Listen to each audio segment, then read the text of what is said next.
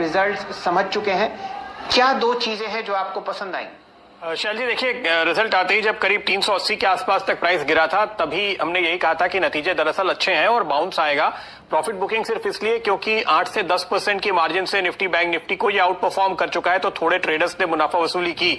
लेकिन अब जो आंकड़े समझ में आ रहे हैं बाजार को, पहली बात तो ये कि जो नए एनपीएस हुए हैं या ग्रॉस एनपीए में जो बढ़ोतरी हुई है वो हमारे अनुमान से काफी कम है और इस वजह से ग्रॉस एनपीए का जो आंकड़ा है वो हम कम होने की उम्मीद तो कर रहे थे, लेकिन हमारा अनुमान 5.1 था, ये 5 के भी नीचे आ गया है। और इसका मतलब साफ तौर पे यह है कि जो स्ट्रेस था बैंक ने ट्रांसपेरेंटली पिछले क्वार्टर्स में लगातार डिस्क्लोज किया, इसलिए इस बार इंक्रीमेंटली स्ट्रेस बढ़ा नहीं है। ये एक अच्छी बात। दूसरी बात आप देखिए कि प्रोविजनिंग दरअसल घटी है। इसका मतलब है कि इनफ प्रोविजनिंग हो चुकी है और इस बार नेट एनपीए में आपको गिरावट देखने को मिल रही है प्रोविजनिंग कम होने के साथ साथ। तो आप अगले क्वार्टर्स के लिए जब यहां पे एक अंदाजा लगाएंगे कि प्रोविजनिंग कितनी होगी तो वो भी काफी काबू में नजर आएगी। नेट एनपीए 1.5 पे आ गए हैं।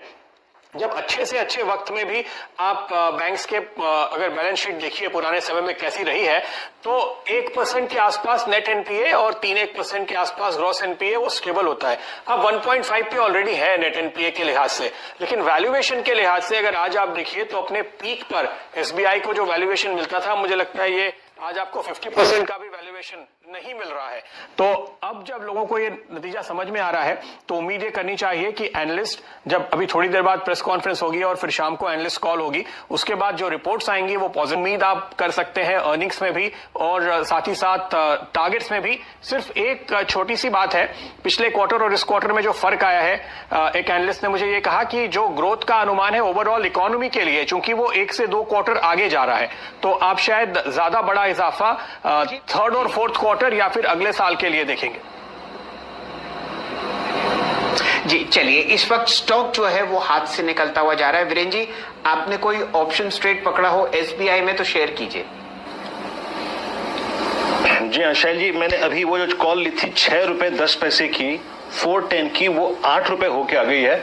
मैं शैल जी जो यहाँ पे प्लेसमेंट है ना ऑप्शंस की, मैं कह रहा हूँ देख के उसको, ये एग्जैक्टली रेप्लिका है लास्ट डे, यानी लास्ट जो अर्निंग्स डे था ना उसका। और ये 6 रुपए 10 पैसे की कॉल अभी आपकी स्क्रीन पे 8 है। अगर ये 10-11 की बिक जाए तो कोई बड़ी बात नहीं होगी, क्योंकि साइकोलॉजिकल लेवल स्पॉट जो है वो अंडर द थ्रेट है 400 के। अगर 400 का लेवल निकला तो ये कॉल राइटर्स भी बैकफुट पे आएंगे और काफी अच्छी खासी शॉर्ट कवरिंग आएगी। और क्योंकि आपने दोनों कॉम्बो को बिहेव करते देखा ना शैल जी, आईसीआईसीआई बैंक और एसबीआई, अब ये शॉर्ट कवरिंग थोड़ी सी और बढ़ती हुई और 401 402 स्पॉट के ऊपर ये 409 410 तक का स्विंग दे दे तो कोई बड़ी बात नहीं होगी। ह्यूज कॉल बाइंग है इसकी 410 की कॉल ऑप्शन। अभी 610 की मेंशन की थी शैल जी, वो 8 रुपए 10 पैसे का हाई लगा के आ चुकी है। तो मेरा ट्रेड रहेगा यही 6-10 का कॉल ऑप्शन, ह्यूज ऑप्शन।